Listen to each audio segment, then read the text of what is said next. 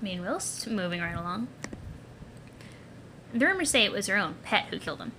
See, she traveled from her world to Earth in this huge red space ark.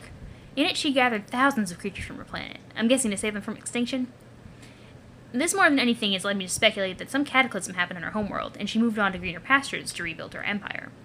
She bred all those creatures in secret, increasing their numbers, preparing for her eventual takeover. Each monster, or lusus naturae, was meant to be kind of a caretaker of the young. You can see where the dramatic schism between our species and hers begins, and also why she had a reputation for being quite insane. But she also happened to have this one humongous sea monster lusus that is like her own personal bodyguard, and a kind of secret weapon. But it turns out this thing is kind of an enigma, sort of a double-edged eldritch horror. As much of her service as it is calling the shots in some unfathomable way. Each time she tried to resurrect a race, it would slaughter them all psychically, as if it was keeping her ambition in check, or so the story goes. Wait, these beasts tend to the young? I can tell you from first-hand experience that monsters are totally rotten at taking care of kids. They do a bang-up job of making them scared, though. Exactly. The plan was beyond shitty. So does that mean you and Rox were raised by these things? Nope. It was a very short-lived experiment centuries ago. Humans just don't have the same evolutionary symbiosis with those things that her race had. It turns out a bunch of fucking alien monsters have no interest whatsoever in taking care of human babies. They must have just wound up eating them, or at best just abandoning them. Later, she instated a lucidroid system to serve the same function, and she began phasing in more robotic solutions in favor of all this ill-conceived biotech nonsense that always did nothing but backfire. Even the drones were replaced by robotic versions. I imagine they were just easier to produce and control since she'd given up hope of perfectly mirroring her own civilization in all its convoluted symbiotic glory. But not without a good fight, and not without taking her frustrations out on the human populace. She attempted to enforce blood casting through efforts to genetically alter people's blood color. That was an ugly chapter. A lot of fucking people died from that debacle. Over the last 400 years, the population just got smaller and smaller from these atrocities piling up. But she clearly didn't give a shit. All the while, the amount of dry land kept shrinking due to the gradual flooding. Soon there was hardly anywhere left to live, and then that was that. No more people. Damn. Wait, flooding? Oh, yeah, I probably shouldn't mention this up front. One of the first things she did while in power was begin melting the ice caps. It took a while, but eventually the whole world flooded. That's how it was. It's totally soaked up in this bitch. Wow, like the epic Kevin Costner film? Almost exactly. Especially by the same degree of shittiness. Oh man, does that mean you have to drink your own pee? You get used to the taste. Welcome it even. It takes about 15 days in a row of hard piss drinking, though. Ew, no, dude, no, ew. Relax, I don't drink any goddamn piss, okay? Oh, okay, phew. I guess your lusus droid thingy sees to it that you have fresh water? Nope, no stopped being a thing a long time ago, too, once humans went extinct. Oh, I thought... Well, who raised you, then? Nobody, man. I raised my damn self. Jesus Christopher Kringlefucker, and here I thought I was rugged. You're still pretty rugged. You're just a fucking dork about it. That's true. I guess I did have Cal looking after me. Let's not discount the rad service of the Seaman, okay? Heaven forbid. What about Roxy? Pretty sure the Carapacians took care of her when she was young. Wait, the Whatsits? Right, another thing I forgot to mention. There are a lot of these humanoid creatures with hard shells, some black, some white. As humanity was dwindling due to an increasingly whimsical and psychopathic contest, she began introducing more of these Carapacians onto the scene. Are they aliens too? Sort of. They're definitely from other planets, so yeah. Really, the deal with where they came from is a whole nother story for another time. But the bottom line is, at some point, somehow, she started herding a bunch of them from their homeworlds onto Earth and multiplying them. Something like 100 years ago, it became clear she favored these guys more than humans as their subjects. They're very loyal and seem genuinely dedicated to serving her. Must be what they were bred for. She still treats them like their shit, though, unsurprisingly.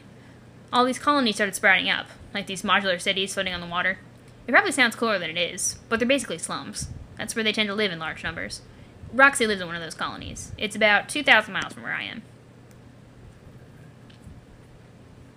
Load, picture, load. Come on, MSPA.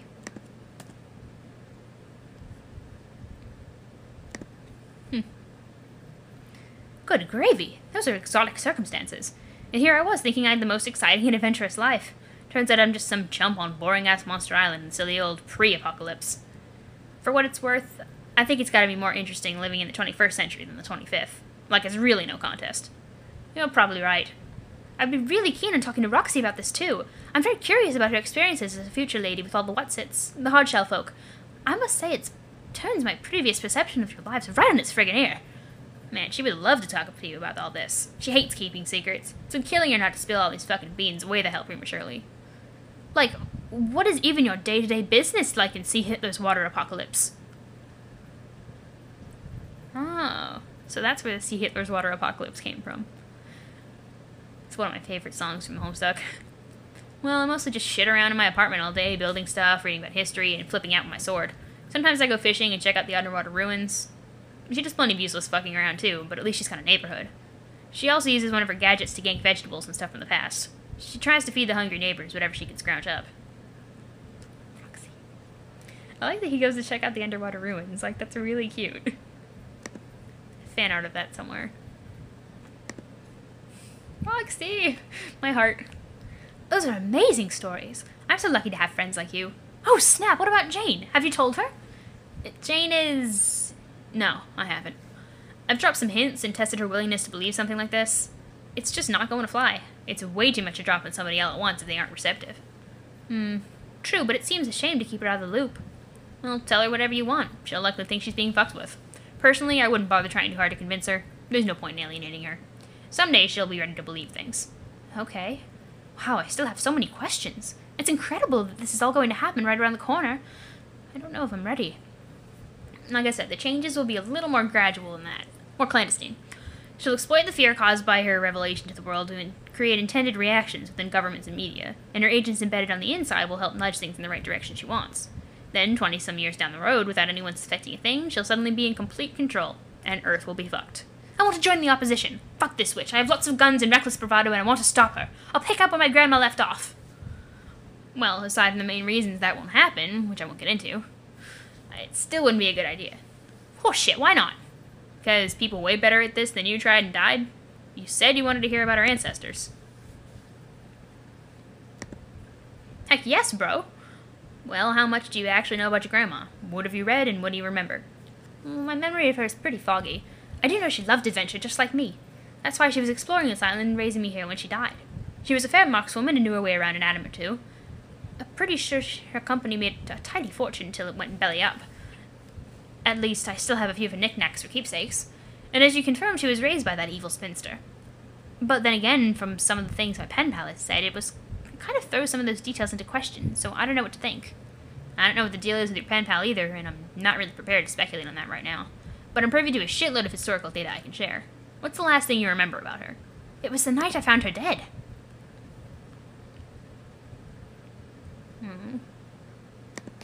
Tiny Jakeling. She'd gone off to study the ruins one day. I'm pretty sure there was a purpose on this island, to study the technology here and solve all the astonishing mysteries. She even built that big fancy house we used to live in, so I guess she really wanted to settle here for a while. But she didn't come home from an exposition for a couple of days, so I started to get worried. I followed the trail we usually take to the lagoon while keeping my eyes peeled for monsters. But instead I found her lying there dead. I think a monster caught her off guard. There were 3 big fang marks in the body and a trail of blood along the path. It looked like she was trying to get home but couldn't make it before succumbing to the injury. But before I could do anything about it, I heard an explosion. I looked back at the hill and my house was gone. Just a big poof of smoke where it was standing. So I lived alone in the jungle ever since. I wondered about all that. Well, you never asked. Oh, I know. I would have.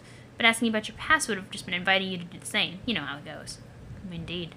But for the record, I don't think those are fang marks on the body, dude. No? Finish the story first. Then what? Oh, there's not much to it. I had to deal with Grandma's body. I would have loved to give her a proper and dignified memorial like Jane's granddad got.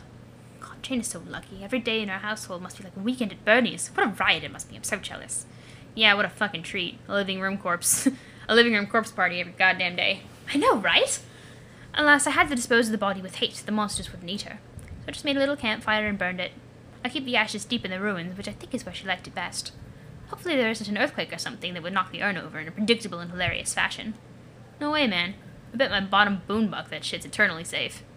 That urn's like the Fort Knox of standing upright forever because of no accidents. Yeah. So then after camping out the next day, I went exploring and found my room globe mostly intact sitting in the jungle, so that's where I've lived since. And that's pretty much it.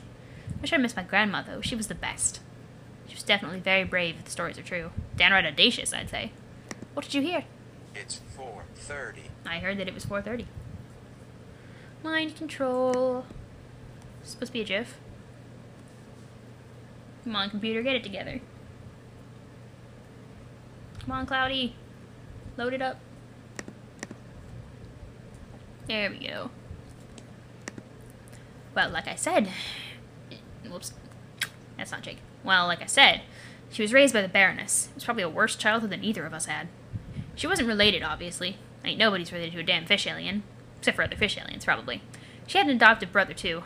Life must have been miserable for both of them. Yes, I vaguely remember her mentioning him. Cripes, the thing she told me now that I think about it. She said the witch even killed her dog. Is that true? I don't know, but wouldn't doubt it. There are other urban legends that she did a lot of experiments on animals and people, mostly to do with mind control. Like figuring out ways to unlock all of her psychic alien potential to increase her power. Not sure if that's true, or if it was actually successful, though. So what you're saying is pretty much any unspeakably horrible thing she could have done, she probably did? Yes. Anyway, your grandma managed to run away when she was quite young. Maybe it was a traumatic event like dog murder that prompted her to flee, who knows. Whatever the case, her bro stayed behind. The guy must have been seriously immune to witnessing fucked up shit, because he went on to be a famous comedian. A real kindly old cornball. Nicer guy you couldn't hope to meet, they say. Haha, wow. Must have been a hell of a guy. So, you're not making any connections there. Where? Huh. Famous comedian about the aged grandma inheriting the family name of the Baroness. Not ringing a bell? What are you talking about? Dirk, stop speaking in riddles and keep telling the story. I'm on tenterhooks here. Okay, well, it's not like it's that important. Just a super obvious thing that'll probably occur to you later when you're looking in the fridge you don't have, at which point you'll feel like an idiot. Fridge logic. Oh my god, you can be one opaque motherfucker. Just clue me in, bro. Nah, it'll be funnier this way. Strider! Moving on. Skynet. Kitty kept the family name, but obviously your grandma didn't. She must have held a grudge against the Baroness her whole life. She started taking a different name she knew would stick in her craw. Oh, I remember this. I believe she said the witch used to be married to a terrible man named English. So, because the witch really hated that guy, she took on his name as a sort of big old fuck you to the woman? That's probably close to the truth, but it sounds like the kind of story an old lady tells her young grandson in a way he wouldn't understand. Or at least, wouldn't scare the shit out of him. What I've read is something much more sinister, as usual. There's supposedly only one thing the Baroness fears, and your grandma learned of this somehow. It wasn't an ex-husband, though. It was her superior. Some kind of demon or another alien, no one really knows. But he went by the name English. He's supposedly even more brutal than she is, if you can believe that. So I'm named after a demon? What kind of demon is named English, anyway? What kind of alien is named Crocker? It's probably just a name he stole from someone else, like the Baroness did. Well, I guess it's kind of cool being named after a demon who's so scared even the witch is afraid of him. Yeah, well, your grandma thought so. Everything she did in life thereafter seemed to be an effort to piss off the Batter Witch, like starting a competing tech company heavily branded in a way that was presumably intended to remind the Baroness of her boss. Like with skulls and garish colors and shit. The dude is some kind of skull monster, I guess. I love skulls! I know. Hope he would do.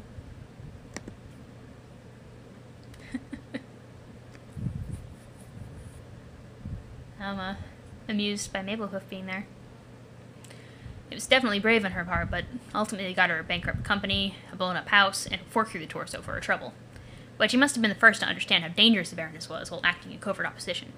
Others would follow, and continue to as of now, in your time period. Those are your ancestors? Yeah, mine and Roxy's were among them. Anyone I've heard of? Of course, all these fuckers are totally famous, obviously. Oh, sure, obviously. We've talked about the guy I'm genetically derived from a lot, actually. Like, you know, every time I've ever talked about my bro. Gadzooks, of course! With all your future mindfucker, you made me completely forget about your vaunted Hollywood sibling. I should have asked what he fit into the picture if you were raised alone. I could be dumb as a bag of penny candy sometimes. Sometimes. Other times you're on point, like a bag of the nickel shit. Whoa, now those are the sweets kept in reserve for millionaires. Such flattery. Okay, what we're saying stopped meaning anything, so I'll continue. Right. So then he was never actually your bro? No, that's just kind of how I view him. Lalonde took a more maternal view of her ancestor. The lady who wrote all the dirty wizard books, I presume? Yeah, the Complacency of the Learned series. Ever read it? I love how it's like they start, you know, joking and stuff, and he's like, okay, no.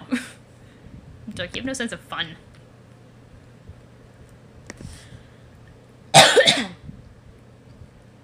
These symbols look familiar. No, I tried. It's too depressing. And also, kind of impossible to understand. I told Roxy I liked it, though I didn't want to hurt her feelings, so don't say I said that. I think I'll wait for the movies to come out. I bet they'll like those better. I bet I'll like those better. You don't say. I do say. Hey, you must have seen them what being in the future. Are they any good? They are not. Phooey to that. Like, I even believe you. The books are pretty interesting, though, if somewhat dense. They're supposedly heavily allegorical, veiled representations of cosmic events surrounding the witch and her boss and how this all came about. It's the kind of thing you wouldn't pick up on unless you were someone who understood what happened, like the Condess, which was kind of the point.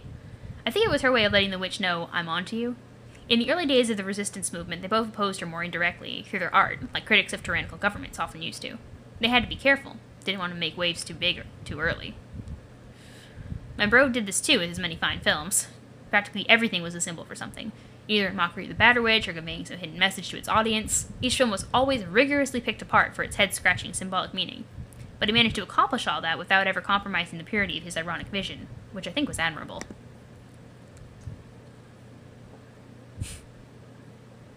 Sparge the movie. Fuck yes, the Sparge films rule! Screw the haters, that's what I say. You also say that about Weekend at Bernie's. And that is a scandalous mischaracterization. Nobody hates Weekend at Bernie's. The Weekend at Bernie's films are generally regarded as so unremarkably mediocre they don't even attract any trolls who care enough to shit on it. Believe me, I've tried to get in debates with people about it. Yeah, you pretty much touche'd the fuck out of that. But we are definitely in agreement about my bro's films, as the masterstrokes they were. He just kept cranking them out.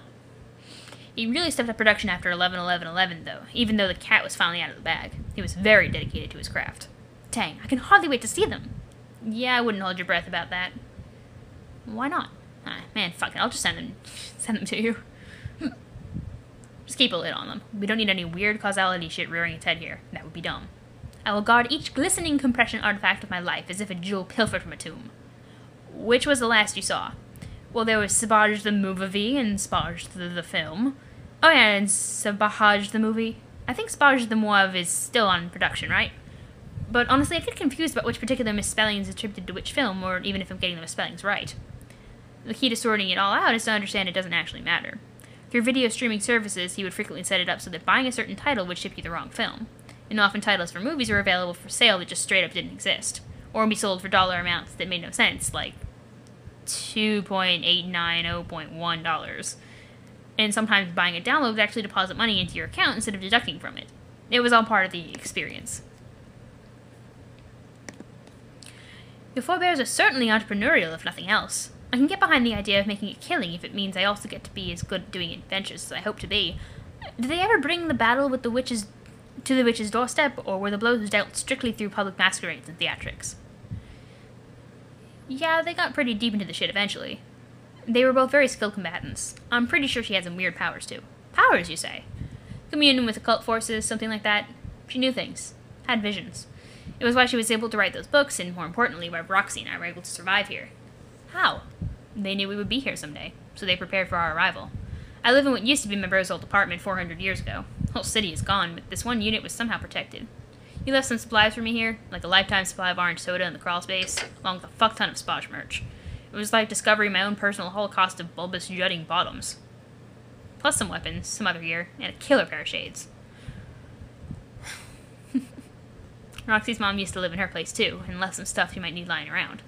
This was way before there were Carpathian colonies, though. I think her house must have been some kind of kernelized structure, like a potential colony, something built to undergo modular self-replication if activated. I'm sure her mom knew that. It's been a good way for Rox to blend in. I stick out like a sore thumb here, of course, but it hasn't really been a problem yet. So, they knew you would show up in the future someday and prepared for that. Doesn't that mean they also knew they weren't going to be able to stop the witch? Probably. But they went down fighting anyway. Wow, it's brave and kind of sad. Yeah, but wouldn't you? Of course! You always go down guns blazing. That's what a hero does when he loves adventure and has guns. If there's one thing movies have taught me besides the fact that guys using corpses as a silly puppet is freaking hilarious, it is that fact. It's not like their rebellion was totally futile. They took down a lot of shitheads with them. Who? Sympathizers. Ugh! Just the thought of such scoundrels turns my stomach. And they should. In order for you to understand, I'll have to fill you in on the ridiculous final gasps of human civilization, taking place over the several decades leading up to its absolute enslavement. The decades which immediately followed the rebranding. As I mentioned, Crocker Corp's rebranding on 3/11, as it was often referred to in the news, totally changed everything. It marked the beginning of a completely shameless downward spiral of Western civilization through a series of events that were probably hard to notice at the time, but quite glaring when evaluated historically. Though the Baroness made very few substantive gestures of aggression, the global fear of her looming threat would trigger all the changes she needed. Governments prepared for war as if to defend against the alien army she undoubtedly commanded. But of course she had no army. She was always the only one of her kind. Instead, the world powers were only setting about to build her armies for her. The media deteriorated into this preposterous circus that in all practical ways inseparable from the power base in the government institutions. Popular entertainers became dangerous demagogues, and their roles in the media blurred with those of the executive authority. The most dangerous were the ones who fed into the fear and hysteria most effectively. Those tended to be plants, unscrupulous shills paid by the Baroness to move her agenda forward. Dang, I would like to think I will not be suckered by the silvery tongues whenever they come along. Well, the thing is, most of them are already in the scene in your time. Who? Ever hear of Guy Fieri? No? I don't think so. You're fortunate, then. He was an especially degenerate piece of filth. He used his connections and guile to wriggle into the spotlight, and then onto other positions of power. He somehow landed in the U.S. Supreme Court. Over the years, other justices started mysteriously disappearing without being replaced. After helping rewrite the Constitution to form an incomprehensible patchwork of fascism, theocratic mandates, recipes, and bad rap lyrics, he weaseled his way up to the ranks to become the High Chaplain of interstellar war. I'm just going to cut to the chase, because really this ain't a big history lesson here. He eventually came to be regarded as the third and final Antichrist. No other human in history was responsible for more death and suffering. Jeez. What was I going to say? All this talking. 311. That's Eridan's arc number. Ooh, jeez. That boorish cur. Yes, that's exactly the phrase I would use to describe someone responsible for the extermination of 5 billion people. It's just so uncivilized of him. How could such an atrocity be allowed to happen? Was his personal magnetism really that overwhelming? Maybe overwhelming in the wrong direction, yeah, but it didn't happen overnight. It was a gradual decline in the integrity of the system that allowed it. Eventually, the wheels came off and the political scene mirrored the absurdity of the media circus. By the time Presidents Jay and Dope were elected, Western civilization had officially fucked itself over forever, and I think everyone knew it. Oh no. When does that happen? 2024, the last free election the world would ever see. So, like, they were on the ticket together as president and vice president? No, man, they were both president. They were the first dual presidents of the United States of America. Also the last. They were also the first and last juggalo presidents. The founding fathers warned us about this, but nobody listened. They did? Warned us about what exactly? The mirthful executives. George Washington had prophetic nightmares about them. He tried to warn people and get language amended to the Constitution to prevent it, like forbidding the election of what he famously described as a pair of salty bards or unruly jesters given to the sweet drink. But everyone just thought he toked too hard on the colonial cannabis or whatever. I'm not sure I follow. These are like clown presidents or such? Yes, they were a shitty rap duo from your time, but they ran a hell of a campaign. By then the Juggalo Party had gotten huge. While the numerous other candidates split the moderate vote, they retained a very energized and devoted base. You can say their party had a big tent. Dirk, I really dislike the future you were describing. Hey, me too. Jeez, Dirk, you need to shut up. They were swept into office on a wave of Fago, and the presidential inauguration was the biggest gathering of the Juggalos of all time.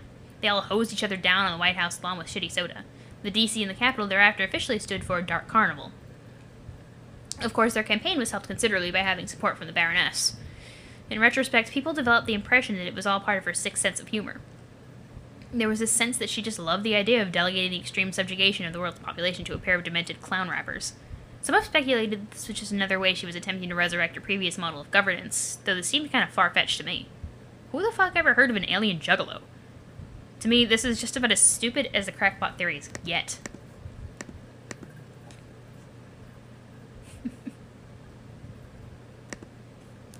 I still don't really know what a juggalo is. Do they juggle? Don't worry about it. People were less prepared for a double juggalo president than they ever imagined. I'm not even going to get into all the horrifying details. Trust me, you start to feel dirty thinking about it. From the moment Fieri held up the Bible to swear them in, and the three of them then proceeded to publicly defecate on it while freestyling rap lyrics, that was it. Everyone in the world watching it on TV just said, well, show's over, civilization was pretty cool while it lasted. The next several grueling terms of their presidency was a weird combination of authoritarian practices. The Baroness used it as a puppet regime, while still basically giving them carte blanche to carry out their idiotic whims. Fago was pumped to the plumbing instead of tap water, the new national pastime was having type 2 diabetes, and the national anthem was replaced by a 3-minute high reverb audio clip of President J farting into the microphone while laughing. Chaplain CVIII was authorized to set up the death camps, in which anyone on the planet could be imprisoned if they were not deemed sufficiently mirthful. And so the cleansing began, priming humanity for its new ruler waiting in the wings. This was when our ancestors had enough. The resistance movement had failed, but they could at least bring the war criminals to justice.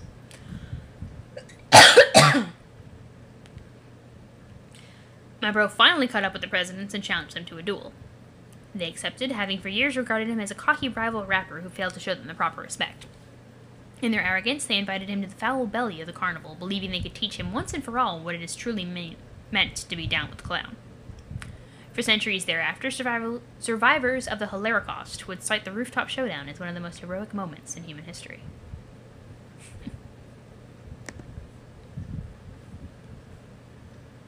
Dave is the most badass person, clearly. He killed them both. Unfortunately, as they were only figureheads, no liberation followed. There would be no parades in the streets or statues cast or medals awarded. A few witnesses would report seeing only a man with a sword on a shitty skateboard gently rising into the night sky. No one ever saw him again. Meanwhile, Roxy's mom was tracking down the High Chaplain. His crimes had already been committed. She couldn't repay them by any stretch of the imagination. But she could wipe the blood-stained grin off that fat bastard's face.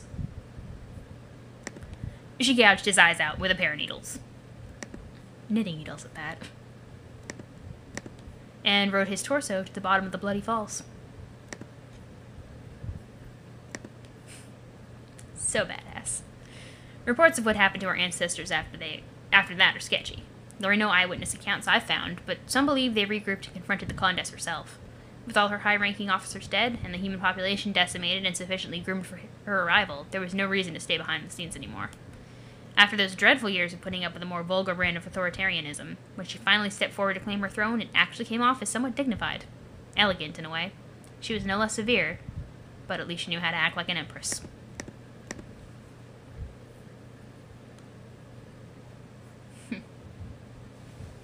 With what looks like Pyrospite species.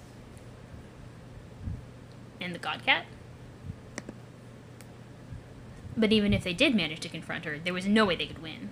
She had too many crazy alien powers. Her boss supposedly had jacked her power level through the roof. I even heard, and don't quote me on this, that she may have been over 9,000. Heavens to Betsy, that figure is just absurd. Yeah. And that's not even to speak of the genetic smorgasbord of other powers she was rumored to have. It gets hard to separate the fact from the urban myth. But for reference, if you want to believe it all, just picture all the X-Men combined into one sexy fishwoman in a skin-tight suit. Whoa, mama.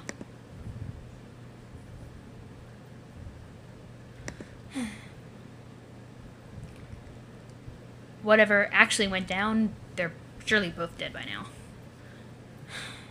I guess it just had to happen like that, though. There's no way the Condess would allow us to be born within even a century of her genetic forebears. The thought of that was just completely disgusting to her. But I really would have liked to be able to meet them. I guess some things would just be too awesome to never stand a chance of happening. Yeah, I know the feeling. Wait. What? Dirk, didn't you tell me at some point that you did find evidence the witch killed them? As of now? No. Are you sure? I swear I remember you saying something about that. How could I have said anything like that before? This was obviously the first time I mentioned any of this. Oh. I'm just having the nuttiest deja vu thing going on now. I feel weird. I guess I'm mistaken. Never mind. Welcome to the dream bubble, bitch. Okay, I will disregard your anomalous observation for now and continue conversing as if it never happened. Right, good plan. Anywho, that's a heck of a tragic and thrilling tale, Dirk. I'm still totally cockeyed and catawampus about it. I don't even know what to think.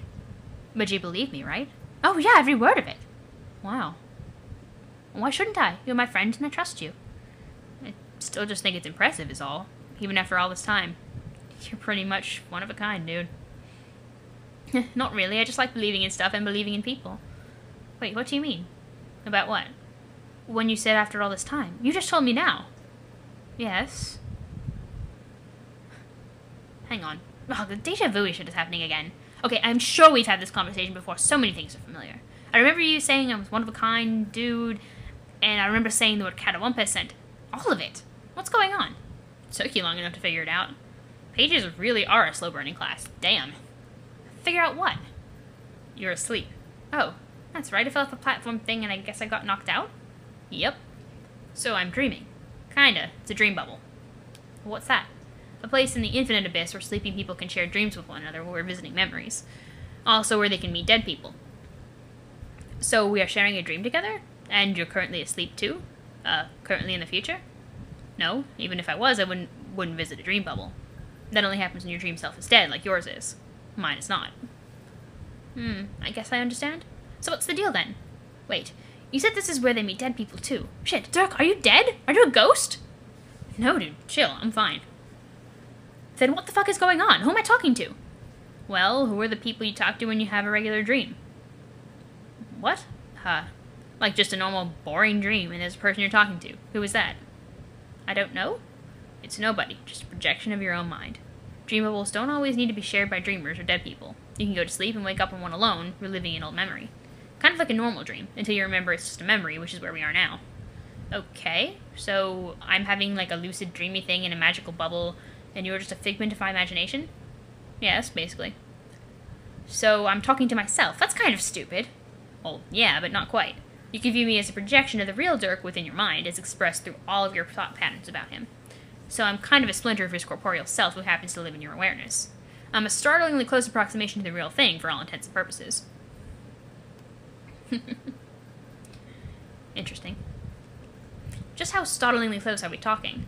I'm not going to give you a bogus percentage like the glasses, because that's not much dick. But pretty damn close. Okay, that's fair. But, man, there's something that feels kind of weird about this. You being in my head, it's a little messed up. What's messed up about it? You were the one who put me here, with your intimate understanding of all his mannerisms and predilections. And his splintered existence is pretty much how he rolls. This is how shit is, bro. Okay, I'm sorry for saying it's messed up, but it's still a bit frustrating. I've been trying to talk to you all day, but all I get is your pesky response to bedeviling me at every turn. Your friggin' robot punching me across the ocean, and throwing a weird tantrum and ripping his nuclear heart out in front of me. And if that weren't enough, I tumbled off the doohickey and knocked myself out, and now I'm strolling down memory lane with your fake brain ghost. It's like you are surrounding me from all sides with imitations of yourself whenever the real you. Cheese and fucking crackers. When do I get to talk to the real, actual Dirk? Jake, what do you even know about someone's actual self? What makes it actual? What is actuality?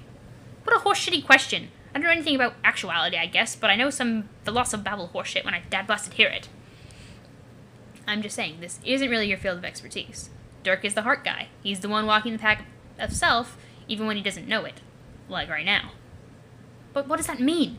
And how can you really be made of only my thoughts when I don't even know what you're talking about sometimes? Or when I don't know some of the things you're telling me, like being in a dream bubble? How can I tell myself about that stuff through brain ghost, Dirk? Through brain ghost, Dirk? One being.